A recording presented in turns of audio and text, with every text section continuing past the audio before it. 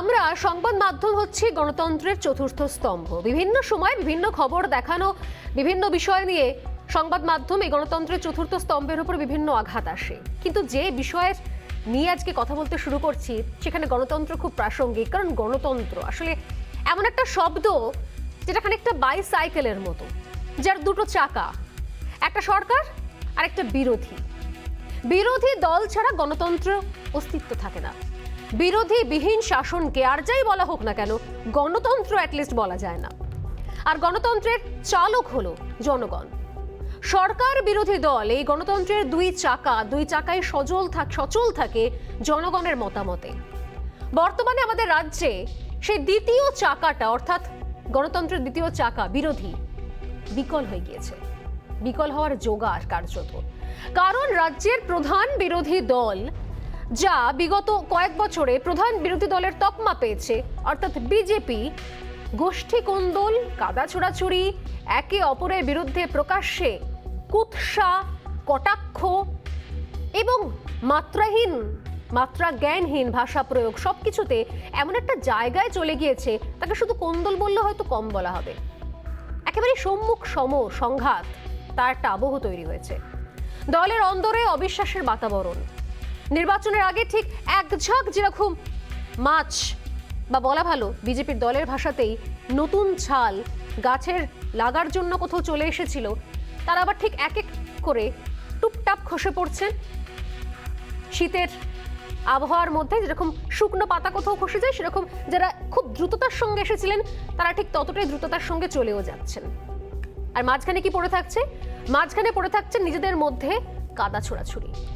কোথাও কোনো দলীয় ঐক্যের ছাপ নেই। একদিকে তথাগত রায়, অন্যদিকে দিলীপ ঘোষ। বাগযুদ্ধে নেমে পড়েছেন বিজেপির দুই অভিজ্ঞ বর্ষীয়ান নেতা। প্রথমে বিধানসভা ভোটে আশানুরূপ ফল না হয়, তারপর উপনির্বাচনে বিজেপির ভরাডুবি। আর এই সুযোগেই হয়তো অপেক্ষায় ছিলেন বিজেপির বর্ষীয়ান নেতা তথাগত রায়। যেরকম তিনি গতকালও বলেছেন যে নির্বাচনের আগে একটা শব্দ খরচ করিনি, নির্বাচন হয়ে গেছে, অনেকটা দেখে নিয়েছেন।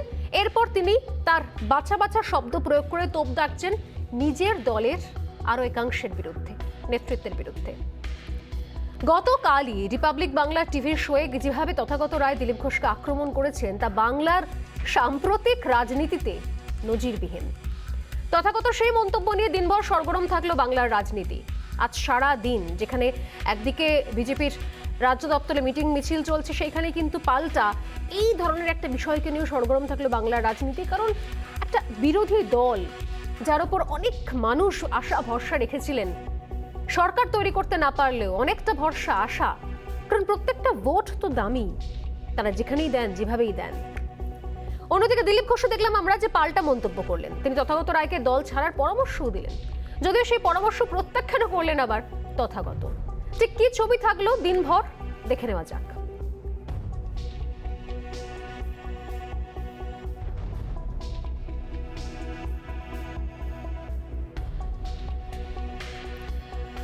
সেই ছবি আমরা দেখব, সেই বক্তব্যগুলো শুনবো। তার আগে অন্য একটা ছবিও দেখাই, যে অন্যদিক থেকে গতকালই দল ছাড়ার সময় বিজেপির রাজ্য নেতৃত্বের বিরুদ্ধে ক্ষোভ উগরে দিয়েছেন জয় ব্যানার্জিও। সেটিও একটা বড় অস্বস্তির কারণ এই মুহূর্তে রাজ্য বিজেপির সামনে। সব মিলিয়ে এই মুহূর্তে প্রবল অস্বস্তি, অবিশ্বাস, কোন্দল, দ্বন্দ্বের আবহ এখন রাজ্য বিজেপির ভেতরে। আর এখানেই প্রশ্ন উঠছে যে বাংলার বর্তমান সময় খাতায় কলমে বিরোধী শক্তি বিজেপির কি ভবিষ্যৎ, বা বলা ভালো বিরোধী শক্তির কি ভবিষ্যৎ? রাজ্যের প্রধান বিরোধী দলই যদি এইভাবে দলীয় কোন্দলে জর্জরিত হয়, তাহলে এ রাজ্যে বিরোধী রাজনীতির ভবিষ্যৎটাই বা কি? সামনে কলকাতা এবং হাওড়ার পুরভোট, বিজেপির কোন দল সেই পুরভোটে প্রভাব ফেলবে কি, এমন প্রশ্ন কিন্তু উঠছে।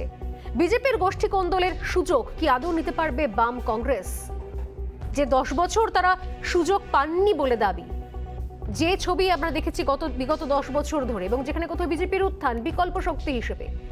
কারণ বিরোধী শক্তি হিসেবে বিজেপি ক্ষয় হওয়া মানে রাজ্যে বিরোধী স্থান কার্যত শূন্য হয়ে পড়া। সেই শূন্য স্থান কি পূরণ করতে পারবে বাম কংগ্রেস? প্রশ্ন উঠছে, কারণ শোনা যাচ্ছে পুরো ভোটেও বাম কংগ্রেসের জোটের সম্ভাবনা রয়েছে। পাশাপাশি প্রশ্ন আরো উঠছে, তাহলে বিজেপি রাজ্য নেতৃত্বের ওপর কেন্দ্রের হ্রাস নিয়েও রাজনৈতিক পর্যবেক্ষকদের অনেকেই মনে করছেন যে রাজ্য বিজেপির ওপর কেন্দ্রীয় নেতৃত্বের হ্রাস অনেকটাই এখন আলগা হয়ে গিয়েছে নির্বাচনের পর।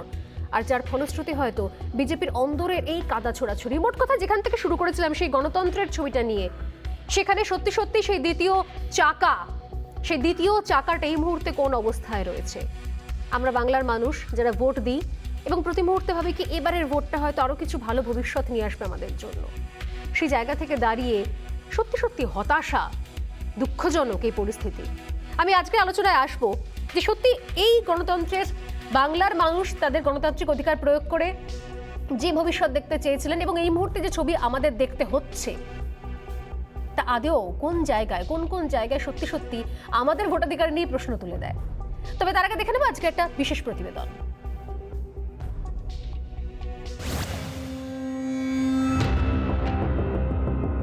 কোন্দলের কাদায় মাখামাখি পদ্ম, রাজ্য বিজেপি ছন্নছাড়া, একের পর এক নির্বাচনে ভরাডুবি, তারপর বিজেপির অন্দরে তীব্র সংঘাত।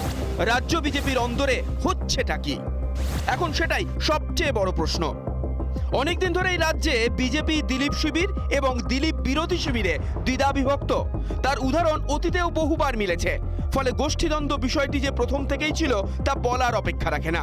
তবে সম্প্রতি তথাগত রায়ের কিছু বক্তব্য সেই গোষ্ঠীদ্বন্দ্বকে একেবারে কুন্দলের রূপ দিয়েছে।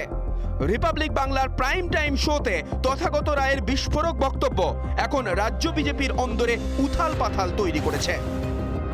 এই কেডিএসএ টিম দলের সর্বনাশ করেছে, দলকে ডুবিয়েছে, তার মধ্যে দিলীপ ঘোষও আছেন। অর্থের অসম্ভব আদান প্রদান হয়েছে, নারী এবং অর্থ, আমি খুব দায়িত্ব নিয়ে বলছি, দুটোর অসম্ভব আদান প্রদান হয়েছে। ২১-এর বিধানসভা নির্বাচনে আশানুরূপ ফল হয়নি বিজেপির। তার জন্য দিলীপ ঘোষ, কৈলাস বিজয়বর্গীয়দের কাঠগড়ায় তুলেছেন বিজেপির বর্ষিয়ান নেতা তথাগত। শুধু তাই নয়, সম্প্রতি পরপর উপনির্বাচনে ভরাডুবিতেও রাজ্য বিজেপি নেতৃত্বের একাংশের ভূমিকা নিয়ে তীব্র ক্ষোভ প্রকাশ করেছেন তথাগত। তবে সব থেকে বেশি রাজনৈতিক আলোড়ন ফেলেছে তথাগত রায়ের সরাসরি দিলীপকে কটাক্ষ, যার পাল্টা মন্তব্য করেছেন দিলীপ ঘোষও। ঠিক আছে, কতদিন আর লজ্জা পাবেন? দল ছেড়ে দিন। যারা দলের জন্য কিছুই করেননি, দল যাদেরকে সবচেয়ে বেশি দিয়েছে, তারাই দলের সবচেয়ে বেশি ক্ষতি করেন। আমাদের দুর্ভাগ্য এটা। আমি তো নিজের থেকে ছাড়বো না, কারণ আমার দলের মতাদর্শে বিশ্বাস আছে। দিলীপ ঘোষের যদি পছন্দ নয় তো উনি আমি ছাড়িয়ে দিন। উনি তো সর্বভারতীয় সহসভাপতি। পশ্চিমবঙ্গ বিজেপির অন্দরে আত্মসমালোচনার অভাব রয়েছে। গোটা বিষয়টিতে দৃশ্যতই অস্বস্তিতে পড়ে গিয়েছে রাজ্য বিজেপি নেতৃত্ব। শনিবার রাজ্য নেতৃত্বের ওপর ক্ষোভ উগরে দিয়ে দল ছেড়েছেন বিজেপি নেতা জয় ব্যানার্জি। বিজেপির কোন্দল অস্বস্তি তিনিও বাড়িয়ে দিয়ে গিয়েছেন। নরেন্দ্র মোদীজির টাইম পাইনি। নরেন্দ্র মোদীজির পিএম ফান্ড থেকে আমি কিছু টাকা চেয়েছিলাম, চিঠি লিখেছিলাম, মেল করেছিলাম বারংবার, সেইটা পাইনি। রিসেন্টলি আমাকে ন্যাশনাল এক্সিকিউটিভ মেম্বার থেকে সরিয়ে রাজীব ব্যানার্জিকে করলো এবং রাজীব ব্যানার্জি বিজেপির গালে চড় মেরে টিএমসিতে চলে গেল। এবং সবচেয়ে আমার দুঃখজনক ঘটনা, এত মার খেয়েছে এই পার্টি করতে গিয়ে, বুকে, পিঠে, মাথায়। আজকে যেই জন্য আমি অসুস্থতার ওয়ান অফ দ্য কারণ হচ্ছে এই মার খাওয়া। কালকে সকালবেলা হঠাৎ আমার সিকিউরিটি তুলে নেওয়া হলো। সেই 4-5টা কারণে আমি খুবই ব্যথিত এবং দুঃখিত। আমার মনে হলো যে বিজেপিতে আমার প্রয়োজন ফুরিয়েছে। আমি স্বয়ং নরেন্দ্র মোদীকে মেল করে আমি বিজেপি থেকে নিজেকে সরিয়ে নিলাম। রাজনৈতিক মহলের একাংশ মনে করছে ২১-এর বিধানসভা ভোটের আগে যেভাবে রাজ্য বিজেপিকে গুরুত্ব দিত বিজেপির কেন্দ্রীয় নেতৃত্ব, ভোটের ফল প্রকাশের পর সেইভাবে আর গুরুত্ব দিচ্ছেন না অমিত শাহ, জেপি নাড্ডারা। ফলশ্রুতি, রাজ্য বিজেপিতে ফাটল, কোন্দল, দ্বন্দ্ব ও অবিশ্বাসের বাতাবরণ। রাজনৈতিক পর্যবেক্ষকদের মতে কেন্দ্রের রাশ আলগা হওয়ার জন্যই ছন্নছাড়া হয়ে পড়ছে রাজ্য বিজেপি। ফলে লাভবান হচ্ছে একজন, রাজ্যের শাসক দল। পরস্পরের বিরুদ্ধে দুজন প্রাক্তন সভাপতি পরস্পরের বিরুদ্ধে আক্রমণ করছেন। একটা পার্টির এর চেয়ে করুণ অবস্থা আর কি হতে পারে? আবার একজন যাকে ওরা বলছেন যে তিনি শৃঙ্খলা ভাঙছেন, দলের সাহস নেই তার বিরুদ্ধে ব্যবস্থা নেবার। সুতরাং খুব প্যাথেটিক, করুণ অবস্থা বিজেপির। গণতন্ত্রে বিরোধীরা হলেন অবিচ্ছেদ্য অংশ। পশ্চিমবঙ্গে বাম কংগ্রেসের সরকারিভাবে বিরোধী দলের তকমা হারানোর পর বিজেপি একমাত্র ছিল শাসকের প্রতিপক্ষ। প্রশ্ন এখানেই, এইভাবে যদি প্রধান বিরোধী দলের অন্দরে পরস্পরের কান টানাটানি চলে, তাহলে এ রাজ্যে বিরোধী রাজনীতির ভবিষ্যৎ ঠিক কি? পাশাপাশি আরও একটি বিষয় সামনে আসছে। সূত্রের খবর, পুরো ভোটে বাম কংগ্রেস জোট হওয়ার সম্ভাবনা তৈরি হয়েছে। দুপক্ষের আলোচনা নতুন করে শুরু হওয়ার সম্ভাবনা দেখা দিয়েছে, যদিও সরাসরি এ বিষয়ে হ্যাঁ বা না এ উত্তর দিচ্ছেন না কংগ্রেস বাম দুপক্ষই। ফলে জোটের সম্ভাবনা কিন্তু জিইয়ে রাখছে দুই দল। তবে এখনো পর্যন্ত বামেদের সঙ্গে আমাদের কোনো অফিসিয়াল আলোচনা শুরু হয়নি। পুরো ভোটের ব্যাপারেতে আগে একটা সভা হয়েছিল, তার থেকে বলা হয়েছে প্রাথমিক প্রস্তুতি করতে, এবার নির্দিষ্টভাবে সভা হবে, যা সিদ্ধান্ত হবে আমরা জানিয়ে দেব। সামনে কলকাতা হাওড়ায় পুরভোট, রাজ্যে গোষ্ঠী কোন্দলে বিভাজিত বিজেপি। এমন অবস্থায় পুরভোটে বাম কংগ্রেস কি ছাপ ফেলতে পারবে? বিজেপির দলীয় কোন্দলের সুযোগ কি নিতে পারবে বাম এবং কংগ্রেস? প্রশ্ন রাজনৈতিক মহলের একাংশের। রিপাবলিক বাংলা।